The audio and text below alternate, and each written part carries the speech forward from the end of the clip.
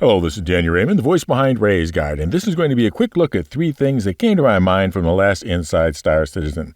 The first are these amazing settings for the new derelict outposts, and yes, they are gorgeous, evocative, intriguing, beautifully integrated with their settings, and then what? Players come in and shoot and bomb everything to pieces because, well, what else are they going to do? A teacher once told me the most important words to a storyteller are, even if you don't actually say them, and then something happened.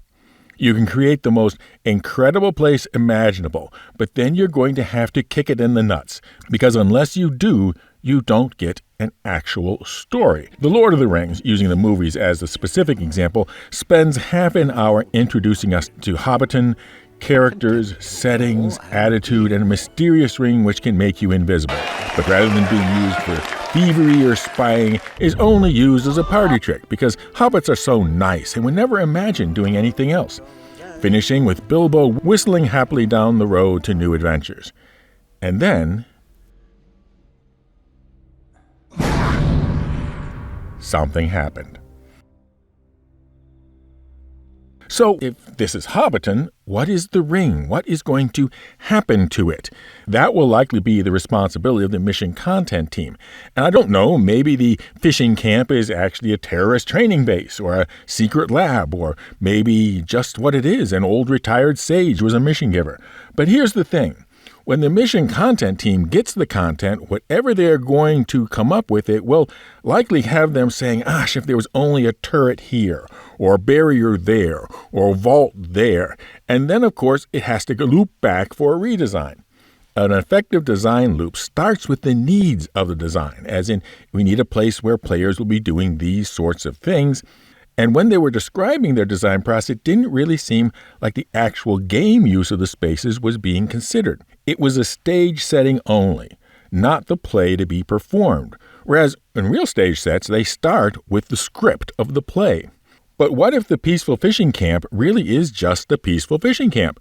How do you keep it from being just an artillery practice target? You don't want to do something as arbitrary as an armistice zone. You will need either some automated defenses, which may only serve to make it more of a challenge to attackers, or some sort of enhanced sentencing zone, because the old sage there might be well liked by people in high places. To the second point, which got me thinking about the non-abandoned outposts and what is going to happen to them. Because they are going to need to be changed for pretty much the same reason that the space stations needed to be changed from being pads to having hangars. When the next stage of the cargo system comes on board, we will have manual cargo loading and cargo timers. How is this going to work at some place like Tram and Myers or our Corp 153? Having no pads or open pads at an outpost while literally hundreds of boxes are sitting out there in the open while you load a large cargo ship, or perhaps just sitting there for hours while the large cargo ship is slowly filling up with valuable cargo out there in the open. Can you see a sitting duck? I sure can.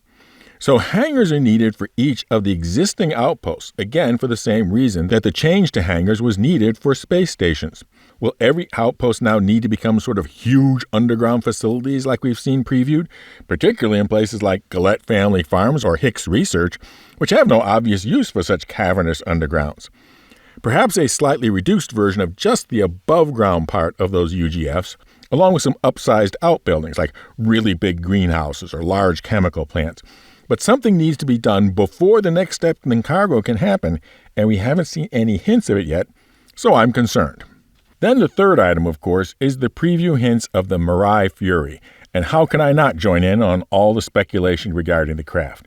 Frankly, the Razor always seemed to be a weird member of the MISC product line, so the thought that they would create a performance spin-off brand with the Razor as the starting point seems sensible. Now, about the ship tease itself. Mirai is on the first day of the show, and the longtime pattern of the show is on the first day to introduce the LTI token of the sale. The LTI token is, if you don't know, an inexpensive ship which, since it for the first time sale, carries lifetime insurance. CIG then sells a bunch of them to folks who really will just use them to upgrade to something else and get lifetime insurance on to something else. So this is likely going to be less expensive than some people are predicting, because an LTI token has to be cheaper than the ships that people might be wanting to upgrade it to.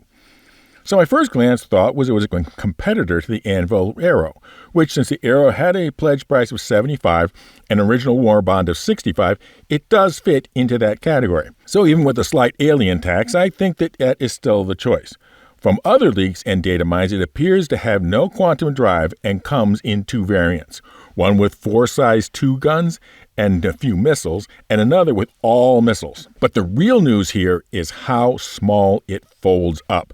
The data mine shows it to fit in the envelope of an Ursa rover, and that means, this is the big headline, that every ship with a large cargo hold just became a carrier. It is going to be interesting to see how many will fit in my C2, but I'm guessing at least 6, maybe 8. The Caterpillar, at least 5, the constellation Taurus 2, the other constellations, the Carrack, the Corsair, the Mercury, the 600, the Hammerhead, the Valkyrie, the Freelancer, Max will all have snub fighters, and likely very effective snub fighters at that. Yes, people will whine about the lack of a quantum drive, but they are missing, really missing, the niche of this craft. Also, footnote, it will almost certainly be claimable and spawnable at the extra small pads at Outposts. And if the headline of the story is that so many ships can now be light carriers and so many ships can have snubs, the subheading is this has a huge boost to multiplayer combat gameplay.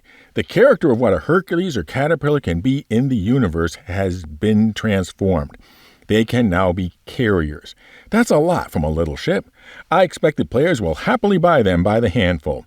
Imagine the surprise of a pirate squad that thinks that they are attacking a poor, helpless solo cargo ship, only to discover they are now facing an entire squadron of light fighters.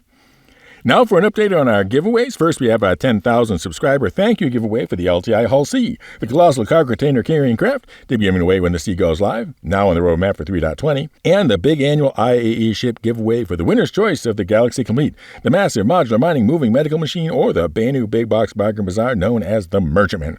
1 entry per video for both giveaways. Just be a member and be entered automatically. Otherwise, be a subscriber and comment somehow including the secret word. And the secret word for this video is what the Mirai Fury transforms large ships into. Fly safe, keep it real, and I'll see you in the verse. This is Daniel Raymond for Ray's Guide.